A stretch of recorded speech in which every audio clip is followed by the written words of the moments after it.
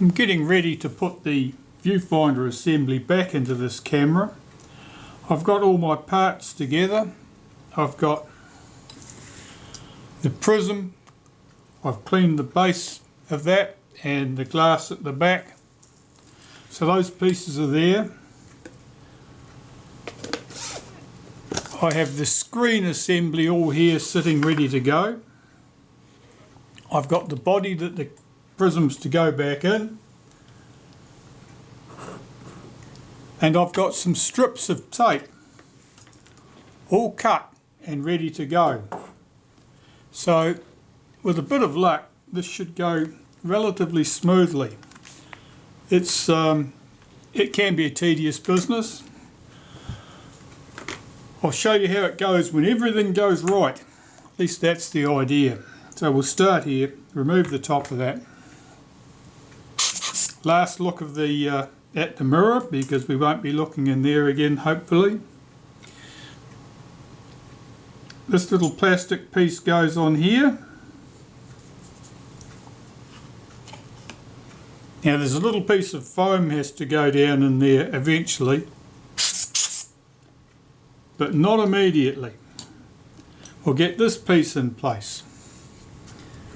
I'm going to put one of the long screws in position, the one at the back. That's to hold everything in position while I'm busy fighting with the adhesive strips. That's looking good.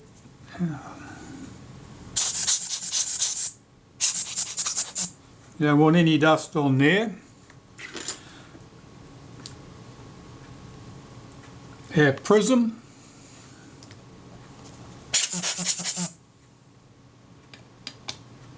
That just drops on the top neatly like that. Sits down in a recess. Should stay where it's put. Now we can get to those strips of tape that I'd previously prepared. And we need one along the front edge. This is awkward for you to see. I'll try changing the camera angle. That might work. Take one of my carefully prepared strips.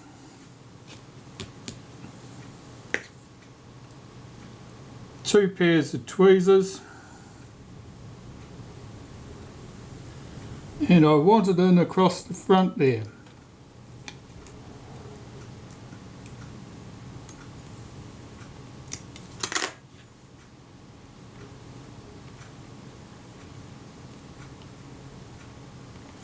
That's not a wonderful example, but it'll do for our purposes today. It's closed off and that's all that counts. I'll just snip that in with a pair of scissors and then put another strip down that side.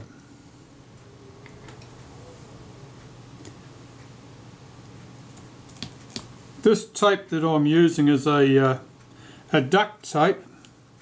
Its advantage in this is that it's got some sort of fibre mesh in it, woven into it, which means it doesn't stretch. And that's much better than electrical tape, which would stretch. And the problem with stuff that stretches is it'll shrink. And if it shrinks, it means it'll peel back off the surfaces you're trying to get things to stick to. Just trim that excess off and you end up with little sticky bits of tape all over the place as offcuts. The same on the front there.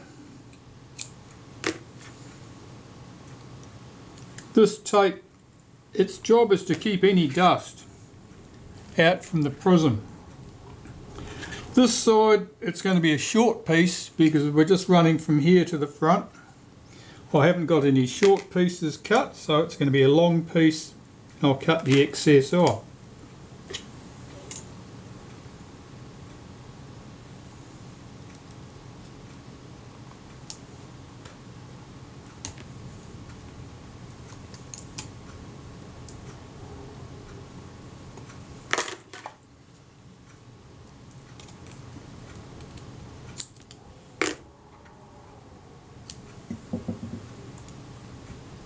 And the advantage of having all your strips pre-cut is that you won't be fighting with the stuff when you really don't want to be fighting with anything. You just want this process to go smoothly and fairly quickly. Just making sure that tape's down. Okay, that's looking good. So we've got this bracket. Now I've got one of the little pads still stuck on the prism, the other three are on the bracket. Now since they're in place, there's no reason to mess with their positioning at all. I'll just put that bracket in place, taking my nice sharp tweezers, poke down through the tape on either side, take the long screws that go down and fix the bracket in place, and the prism of course. Just finding a suitable screwdriver, run that screw down, do the same for its mate on this side.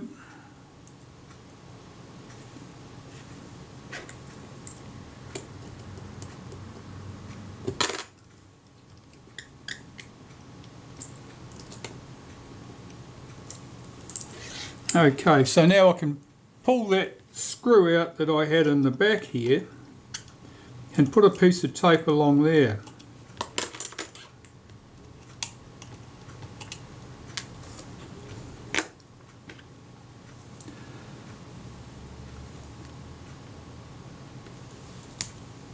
I'm just going to take a short piece and run it along the back there. I'm not going to try and cover the whole length.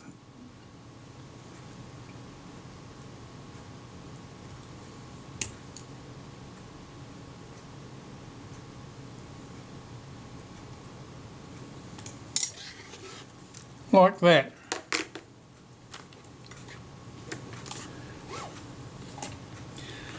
Well, that's looking pretty good. So the small screws that we have hold this bracket to the bottom of the finder assembly. They're just going through into some very thin metal there. Lining these screws up is not especially easy. I've just poked a hole through the tape with my screwdriver, with my tweezers rather. Hopefully the screw will find the thread straight away. It did. And I'll do its mate over here the same.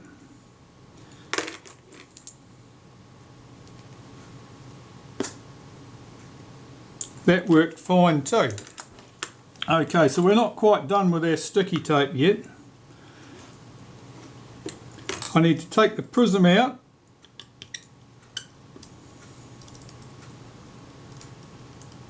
So remove the large screws either side of the prism. And since they've been running through the sticky tape, they'll be a bit gooey.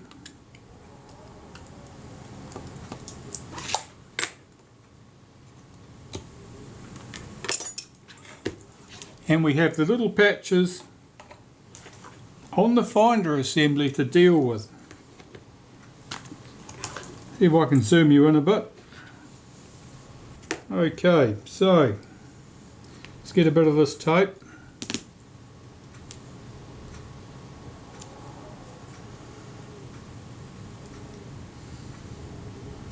We need a piece over those little slotted holes.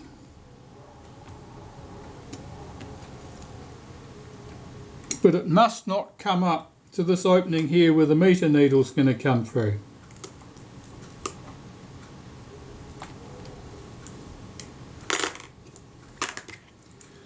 I'll snip the excess off.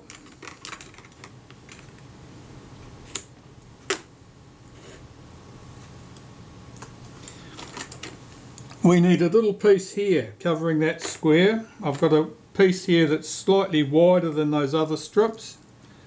Now this tape is extra gooey, it sticks to my scissors, so all this is a bit entertaining.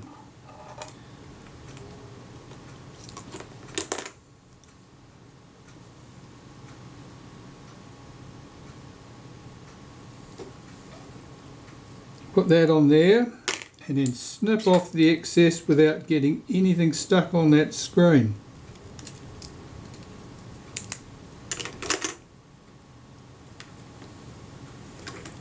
Now you need to be fairly neat at the ends because otherwise the prism will not fit down into the camera body very well. So we need another strip here. I think I have a piece just about long enough to do that here.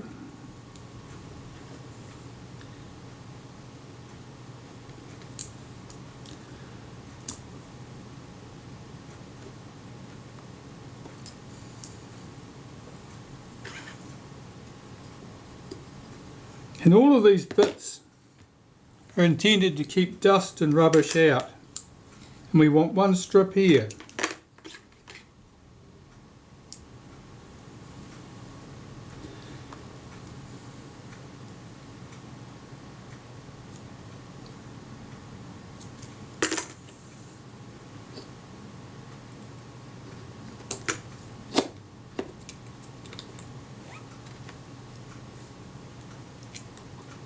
That's all our tape in place. I'm just going to trim off this excess tape that's hanging over the back.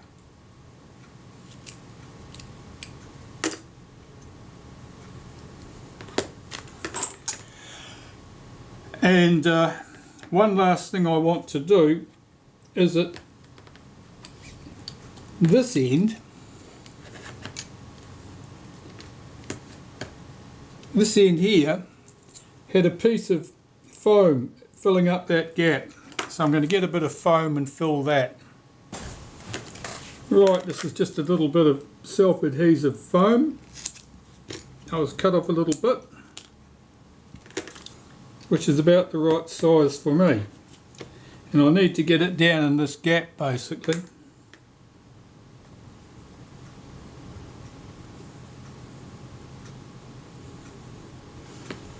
Just to be a bit narrower than that.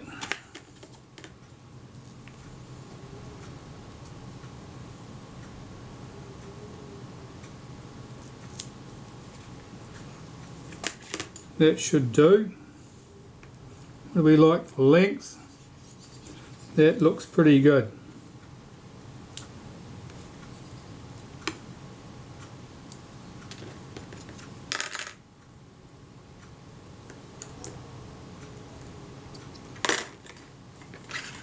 Okay, so I've got that sitting there. Hopefully I can get this frame down over the top of that. Now, I probably need to compress the foam a bit in order to get that over the top. So I'll use a scalpel blade to pull the edge back and slide the plastic over it.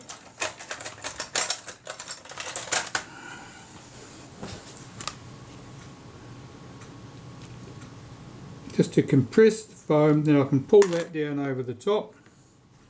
That's all ready to go. Right, so camera body back into the picture.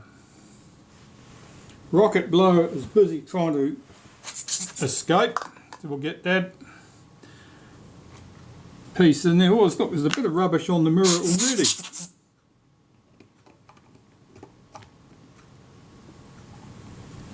I should have mentioned those tiny little screws on the viewfinder there. I have lacquered those in place with a tiny touch of clear nail varnish so that those screws won't have a tendency to back out. Let's get these screws in place. 3 screws here to worry about.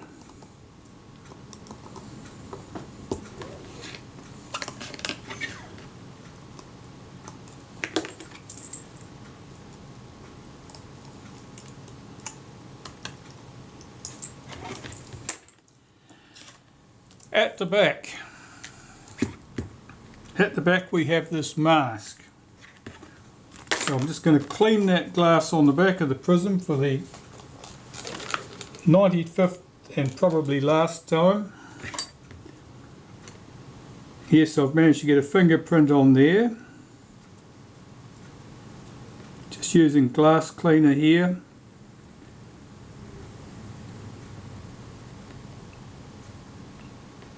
Now when you clean the prism,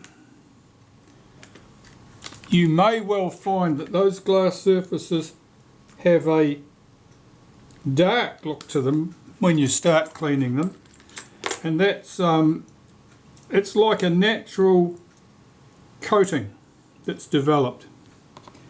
When you start to clean the glass, you may well clean through some of that natural coating. It's where the glass is oxidized, I suppose you'd say, for want of a better term.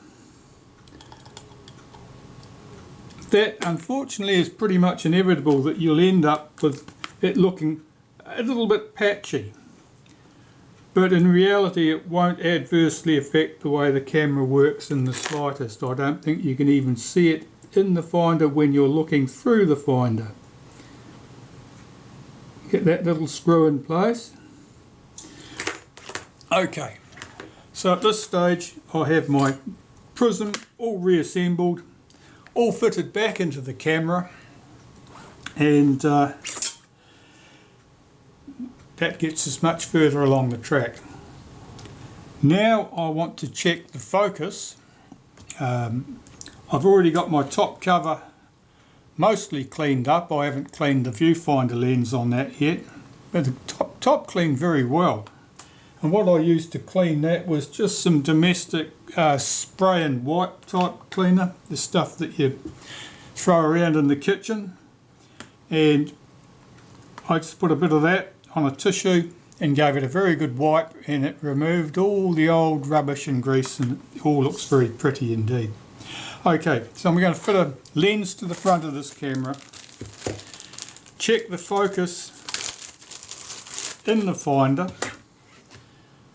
I'll also check it at the film plane, but I don't expect any problems because this lens has been set up correctly and the camera body's been set up correctly. What I'm mostly interested in here is how the image lines up in the finder, to make sure that an infinity target will align correctly in the finder. If it doesn't, it means that I need to make an adjustment to the position of the catch at the base of the camera. I don't expect to have to do that.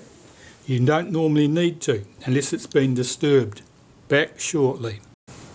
Okay, well that one surprised me, because it is correct at the film plane and it is not correct in the finder. So I'm going to have to make an adjustment to the mirror position. So we'll get into that. Remove that piece of tape. Now, there's a lock screw here, and the shaft that connects to the bracket that holds the mirror down in position is there. I'm just running a screw into that, a long screw. So I've got something to hang on to manipulate it. I'll take my screwdriver and loosen that lock screw.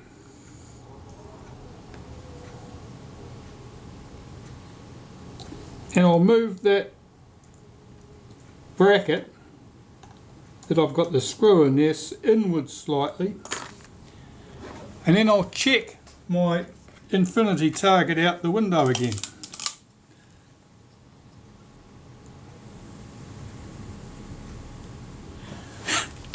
Oh, that's spot on now. So that was, normally you expect to do a little bit of toing and froing. That one actually fell into place. So I wasn't expecting to find a problem there. And having found the problem, I wasn't expecting the solution to be so straightforward. So, our prism's back in, the focus is correct, the image, those little speckles don't appear to be obvious in the finder at all. Those two bad patches on the prism do not appear to be obtrusive at all. They're, unless you were told to look for them, you wouldn't see them. So I'm very pleased with the state of this. What do we do next? We're at the stage where the Leatherettes could go back on, but we might just as well close the camera up. I need to refit the meter. I'd put this screw in temporarily just to hold the top cover while I was checking things. And looking at the top cover, I noticed that the window here is missing. I don't remember whether we had that to start off with or whether it was missing. I'd have to go back. It may be sitting somewhere here, and if not, I've got to find a new one. Well, not a new one, another one. One from the parts bins, which may or may not be new. So fitting the meter. I'll bring the meter back and we'll go through the setup. So here's the meter. You can see it's set to ASA 10. You can see here, you can see a half moon shape basically through that hole there. That means this is all lined up in its standard position for putting back in the camera. I've already checked to make sure that the 2 meter needles, the one at the base that appears in the finder and the one at the top, both are in the middle of their notches at the same time. So that's all good. Right, let's get this back in the camera.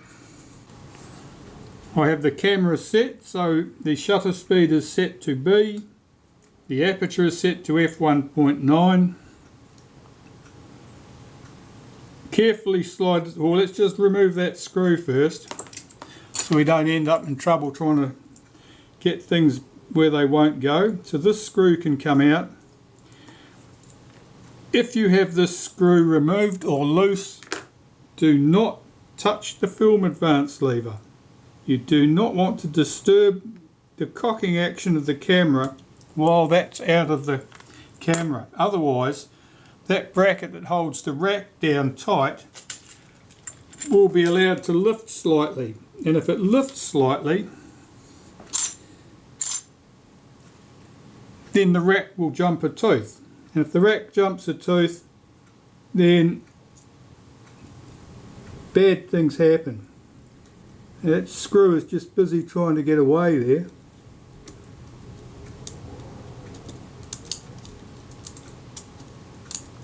The magnet's fighting it.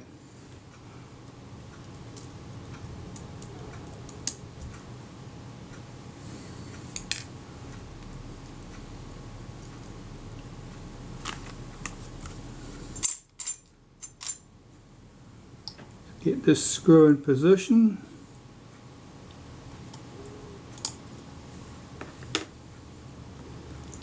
I'll just run that lightly down.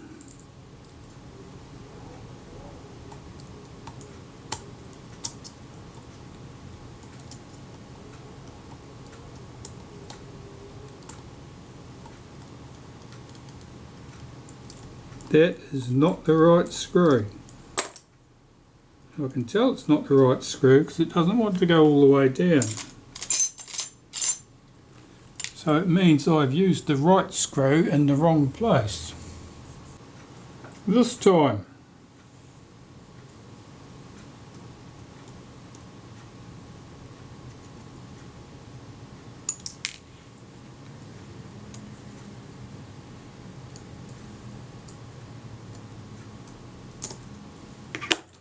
that looks more promising. If you were to put a screw in there that was too long, it would bear on that transfer shaft, the cam that runs from the back to the front of the camera. And if it was to bear on the cam, it would prevent the cam from moving smoothly and possibly even break it. So it's important that the screw in that position is not too long and, in the way of all good things, not too short. Otherwise, if it was too short,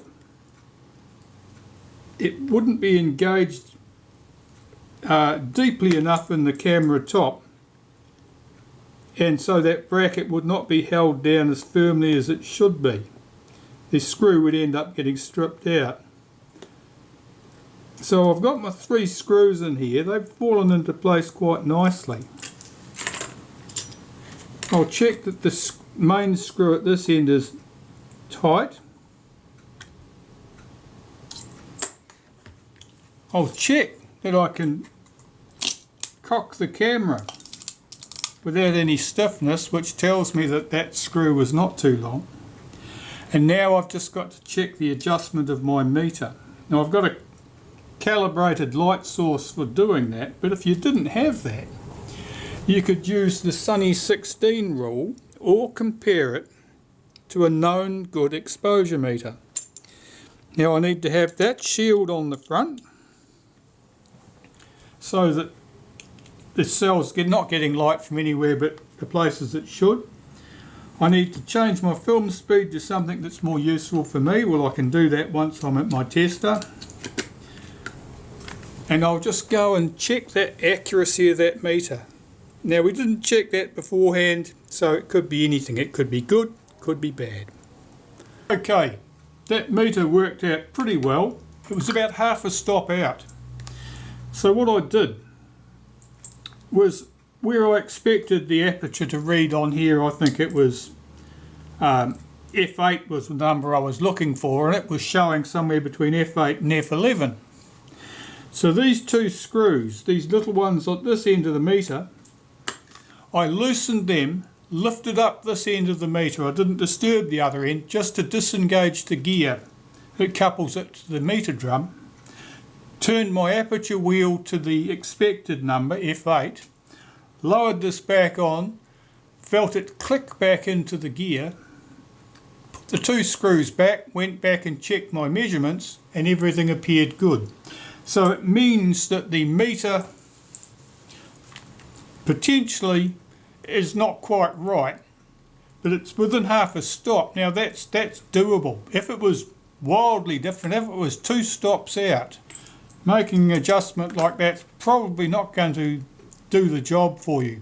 Half a stop, yes, certainly. That's within the bounds of tolerances without any trouble at all. What happens is that selenium cells, when they age, they lose some sensitivity. Now the output from a selenium cell is not a straight line. It sort of follows an S-shaped curve. So if you shift things on that S-shaped curve, then you end up with problems. Things aren't where you expect them to be.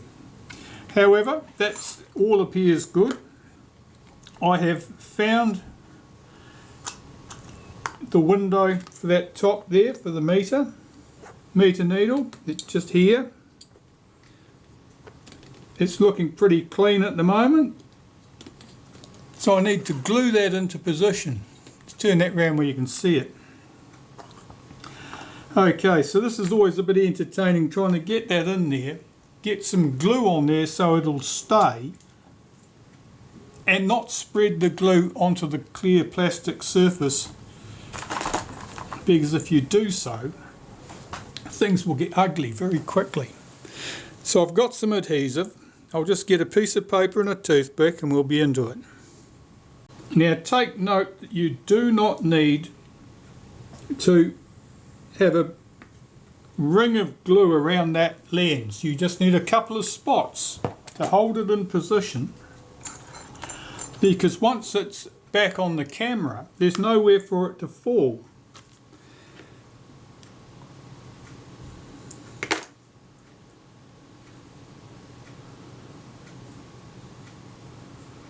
And the problem with glue like this is that you end up with a stringy tail on it.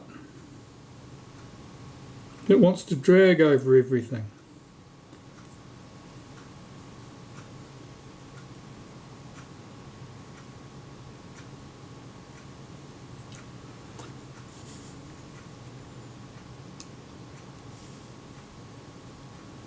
Just checking I'm not dragging a tail of adhesive with me.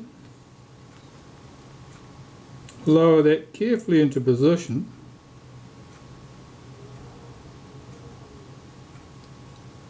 And it should just pop down into its recess and all will be well with the world.